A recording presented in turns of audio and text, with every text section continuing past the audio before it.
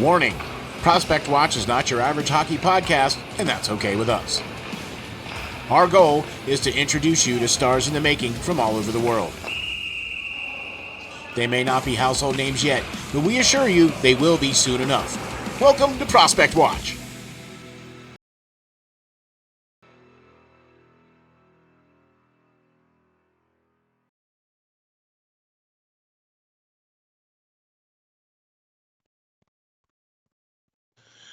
Ladies and gentlemen, welcome to the next edition of Prospect Watch with your host, Lance Green. All right, guys, Prospect Watch. If this is your first time viewing us, it's a podcast that focuses solely on the discovery and promotion of some of the best young talent in the game today from all reaches of the world. I'm your host, like Steel said, Lance Green.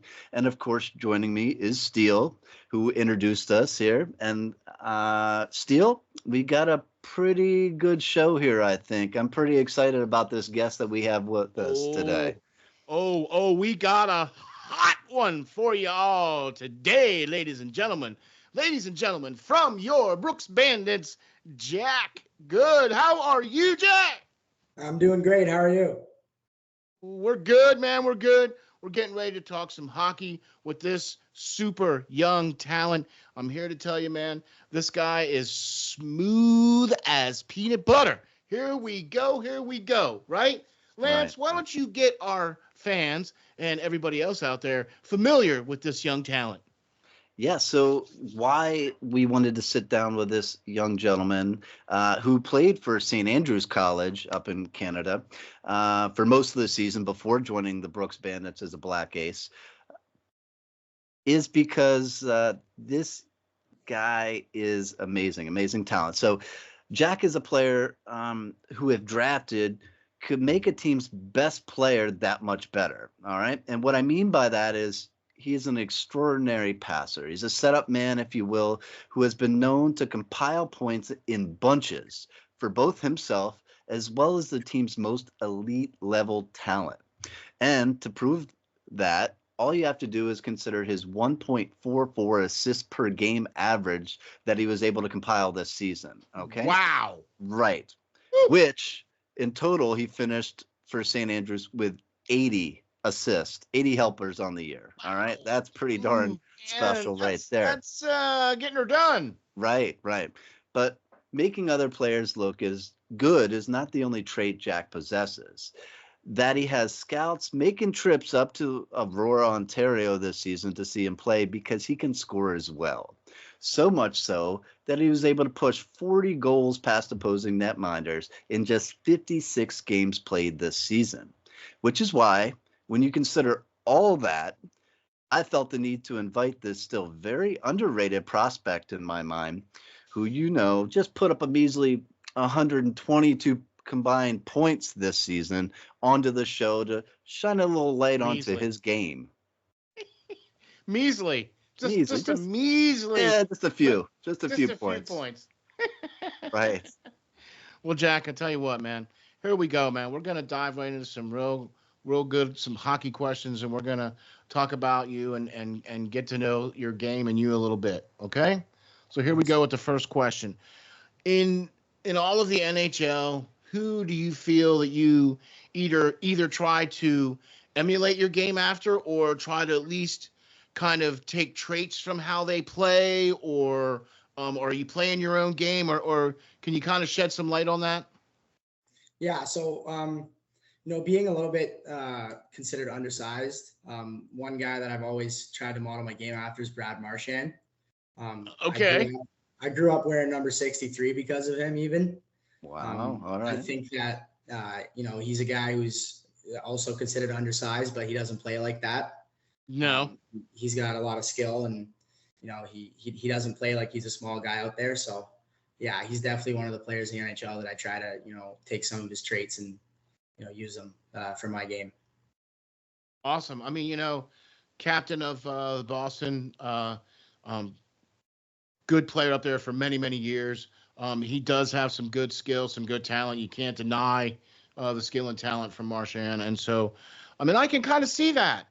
I can kind of see that because you got a little grit to your game too, you know. Definitely, definitely. I like that kind of gritty guy who's gonna pester the other team and get their whole entire game off just because he's in their head. So yeah, man. I mean that guy has done well for a long time, and that's why he's wearing that C for sure. So Exactly, um, exactly.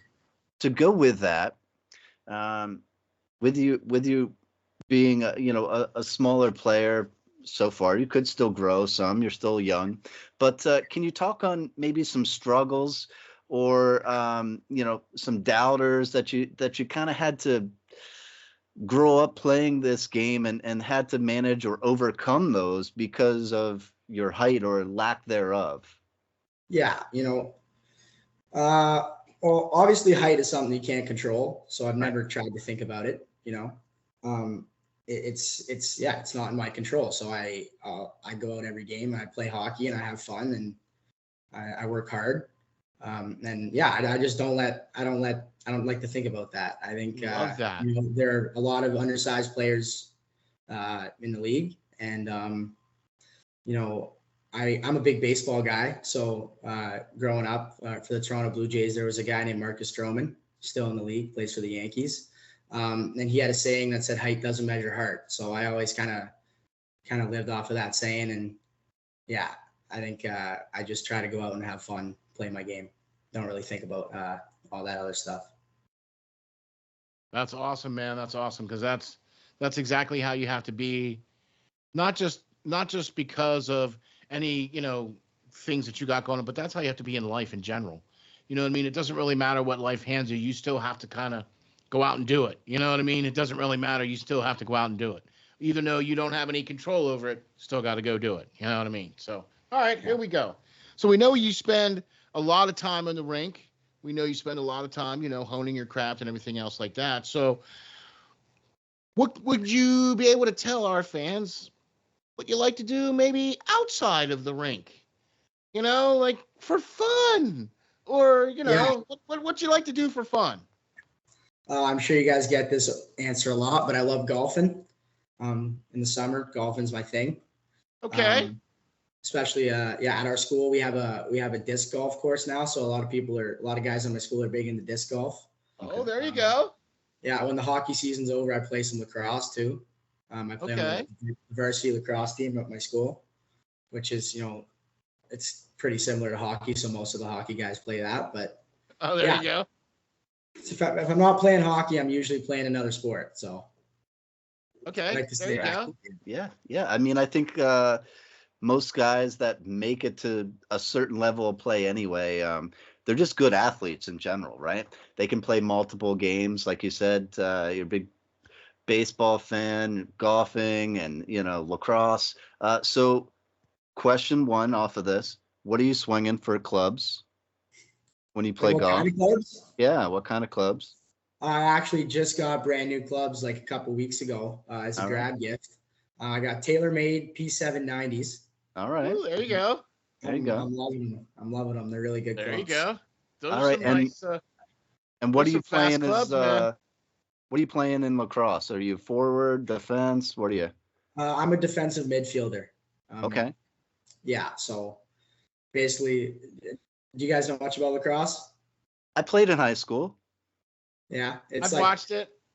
that position. To sum it up, it's basically you go on the field, you give a couple hacks, you get the ball, you give it to an offensive midfielder, and you get off. So yeah, Yeah, it was probably one of the most fun positions because you can kind of beat the crap out of the opposition, and that was my yeah, favorite part of it, at least. Get the yeah. And ball, hand it to somebody, let them go run, and yeah, yeah, if you're feeling risky, you go for a run and shoot it, but it doesn't sometimes doesn't go too well. nah, yeah. All right, all right. There you So go. there you go. So all right, Jack. So with the draft coming up, I'm sure you might have done this. Had some calls or anything like that. I don't want to hear who from or anything like that. That's your own business. But let's act for a minute as though I'm an NHL executive and I made a call to you and just ask you to promote yourself and explain to me, if I were to draft you, just exactly what could you bring to my team? Yeah, I think I'm going to be somebody that brings a lot of energy and a lot of playmaking. I think playmaking is my main thing. I think, like you guys said at the beginning of the show, my main thing is I make my teammates better. Um, I'm going to be somebody that moves the puck and always looks for an open man.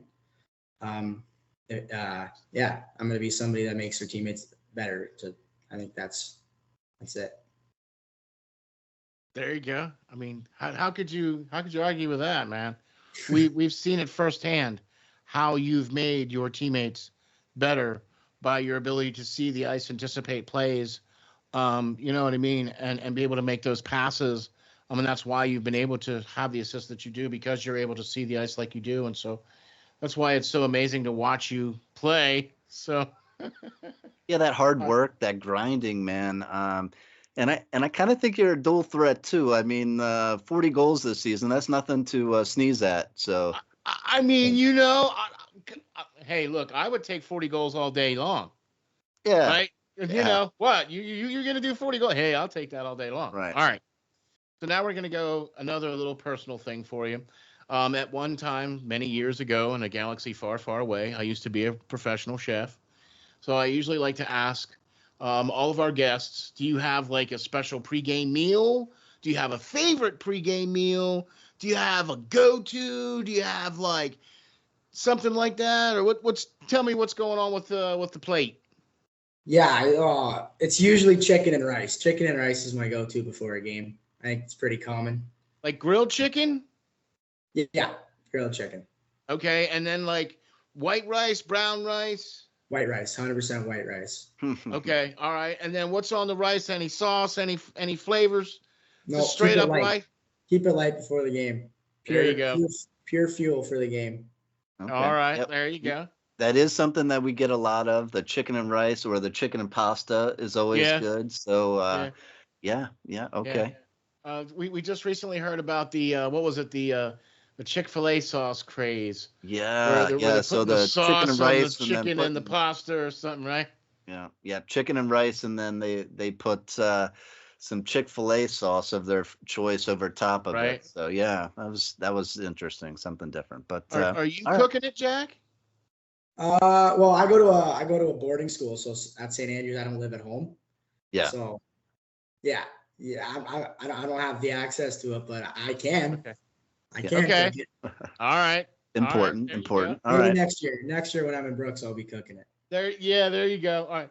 Well, Yeah. hit me up. I'll have some recipes for you, man. They're real simple and easy. So are you saying you're gonna play for Brooks next season? Is that Yeah. confirmed? Yeah. Okay. All right. That's what I was thinking with you being a black ace there, but Yeah, baby. that sounds amazing because we are definitely in touch Congratulations. with them. Congratulations. That is a Thank you. phenomenal program that we follow quite closely. So awesome. But let's get back to some questions here. Jack, now I'm a goalie. I've been a goalie lifelong, 30 plus years now. But so I know what I'm looking for, right? In certain situations, but I want to pick your brain here. I know a lot of it depends on what the defense is going to give you, but can you tell us, can you break down what goes through your mind when you're entering the offensive zone, with or without the puck here? What are you looking for? What are you doing? Where are you looking to be? Etc. Like run through some different options and stuff for us, just for some of our younger viewers, so they can kind of get a grasp of what they're supposed to be doing. Yeah. So if I'm entering the zone with the puck, my first thought is be unpredictable. So I try not to let the defenseman and the goalie know what I'm doing, whether that be with what I'm doing with my feet, or it's usually with my eyes and my head. Throw in a head fake, or like look at the goalie, look back at your option, your trailer.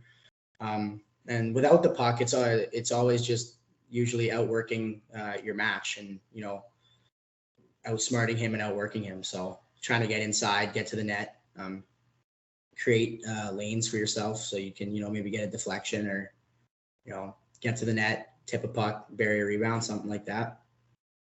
Okay. Man, that sounds like he's got pretty responsible. Let me throw something about you on that on that answer there, Jack. It sounds like you've been coached up really well.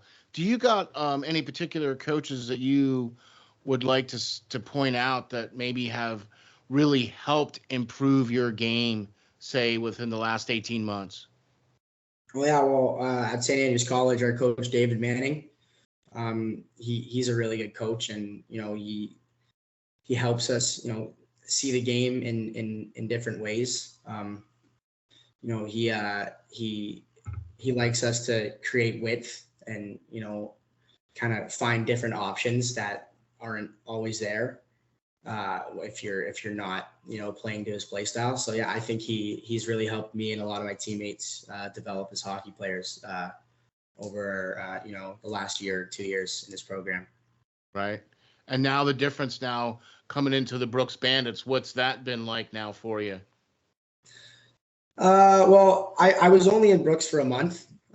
So, they've got a lot of systems. So I tried my best to, learn all their systems in a month. And I think I did a pretty good job at learning as much as I can.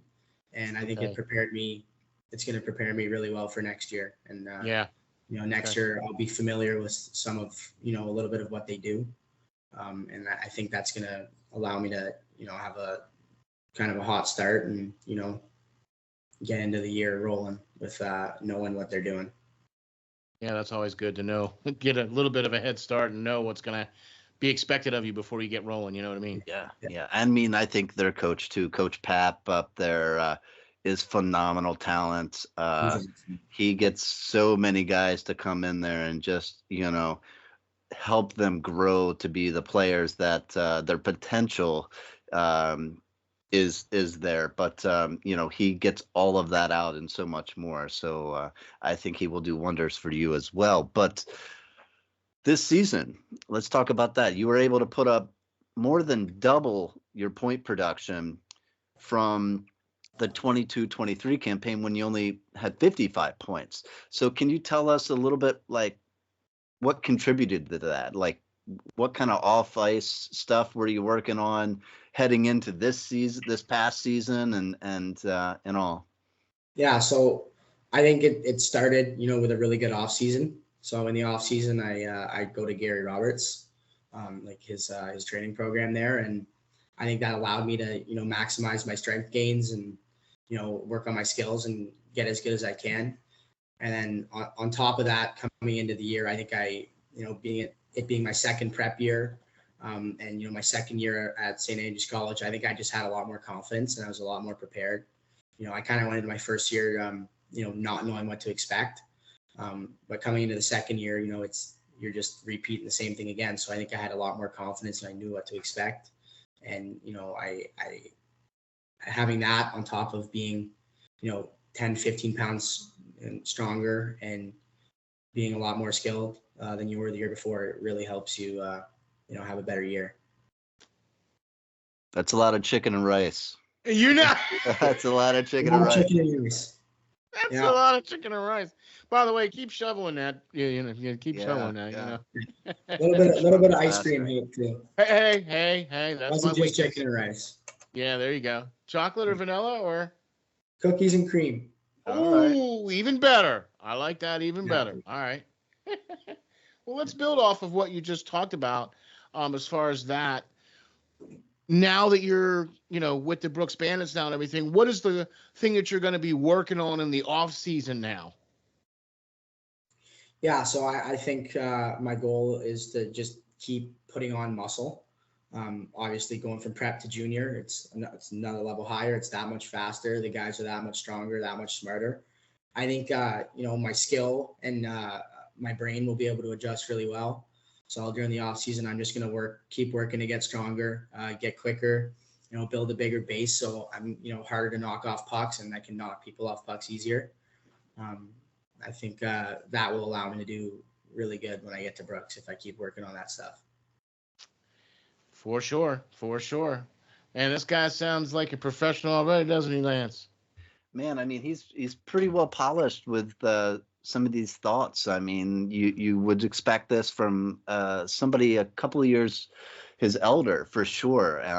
He's obviously been well coached and a good mindset setting forth here. So let me ask you, with the kind of point production you were able to put up this year, it's quite obvious that you're an amazing talent in your own right. But tell us a little bit about getting to play with a guy like Dean this year. He's projected to go pretty high in the draft. Obviously, he's got that darn size that not everybody can have. But were you guys able to build chemistry throughout the year, or is that just something that kind of came natural early on? Yeah, so I've kind of known Dean for a really long time. So I played a lot of spring hockey with him growing up, and so coming into SAC, like he was one of the few guys that I actually knew in my grade 11 year. And, we started off the year together in grade 11, and we played the first half of the year together in grade 11. So coming to grade 12, being on his line all year, I think right off the bat we had we're good buddies, and we had a really good connection. So we clicked really well. And just as the year went on, it's kind of like we had a little bit of like we were telepathic, and we kind of just knew where we were going to be. And, I think that allowed for a lot of really good plays between each other. And we had some pretty cool highlight reel goals. And yeah, it was a fun year. And, I 120 points, and I think he had a few more than that. We bounced off each other pretty well. So I think it was really good. I would say so. Yeah, I would say so.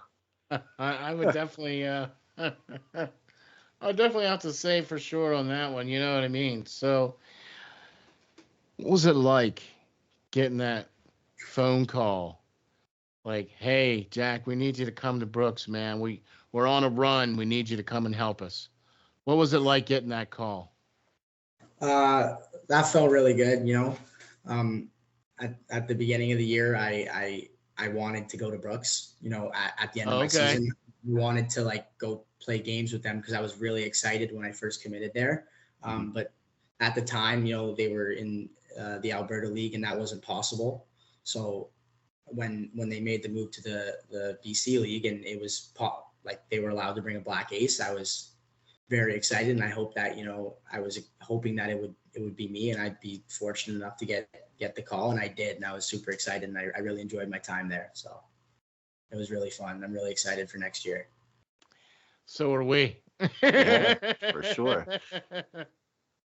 So with that as well, you're going to go to obviously Brooks next season, but you've kind of already committed to playing in the NCAA as well, from what I hear. And can you talk a little bit about your commitment to Merrimack, and why or what was it about the Warriors that kind of seemed like a perfect fit for you? Because I know a couple of Brooks guys that we've interviewed in the past have gone there as well. So right, yeah. So before I went to St. Andrews College, the summer before I went in, I went for a visit there, and I met all the coaches, and I took a tour of the facilities, and I think the biggest deal breaker for me was just how awesome the coaches were. I think I really like them all, and they're really, really nice to me, and they're great coaches, and they seem like they really know how to coach a hockey team. And they produce a lot of really, really good hockey players, and I think that me committing there was a really good call for the future of my hockey career, and I think I made a good decision. I think you'll find that. Yeah, I think you'll. Yeah, I think. Here's a good stat for you. 1 of 3 NHL players have played NCAA hockey, so that's a pretty good stat. And you're going to a really good program up there as well too. Like you said, they got great coaching and great facilities. It's a really good program up there at Merrimack. So, all right. Yeah. What's the one piece of advice that you would give to, like, say, if you had a younger brother, or if the next group of guys coming up to try to get to where you are? What would be your best advice to give to them?